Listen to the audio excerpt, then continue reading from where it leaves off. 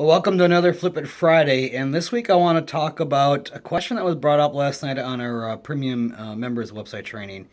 And that was, if you do your repair budget, and let's say you come up with a $40,000 repair budget on a property, and then you run the MAO formula, and let's say the MAO, just for case of argument here, let's say the MAO number came in at $100,000, but the seller owes 150 and maybe the property's worth 200, and we say you should never violate MAO.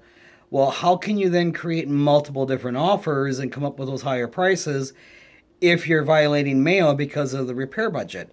And the multiple offers, and we talked about last week, and I know Robin Townsend talked about the last month when she was here for doing the rehabbing, and I'll be discussing next week or in a couple weeks here for the MNRIA meeting about multiple offers. And that is, we can create the cash offer, but then create cash flowing type of offers where we're offering a lot higher price and we're creating some type of seller financing. And those numbers are a lot higher and they do violate the MAO. The question then becomes, how do you do that if you got a $40,000 repair budget? Well, and then the answer to that is, does the property need to be renovated before you can sell it with seller financing, lease option, contract for deed, or something like that? A lot of times when we calculate out the repair budget of $40,000, that's based on doing a complete rehab, making the property in mint condition so that we can resell it for the most amount of money in the quickest amount of time on the retail market by listing at the MLS.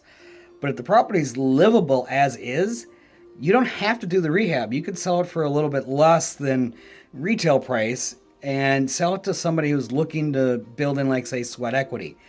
First-time home buyer or a contractor or a handyman who's looking to buy a property with terms, contract for deed, lease option, or whatever, sell it to them. So therefore you can resell it at a higher price, so therefore you can offer it a higher price.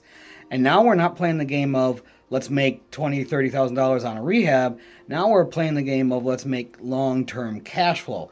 So you might get a little bit up front, a little bit on a monthly basis, and hopefully a lot more on the back end. And because of the time value of money, you're able to do that, so long as the property is livable as is without you actually having to do the renovation, or very minimal to make it livable. And you can then start doing cash flow type of deals. You can get those creative seller finance offers. And if a seller accepts them, then you have your exit strategy as well. So with that, we'll see you guys next week with another Flip It Friday video tip.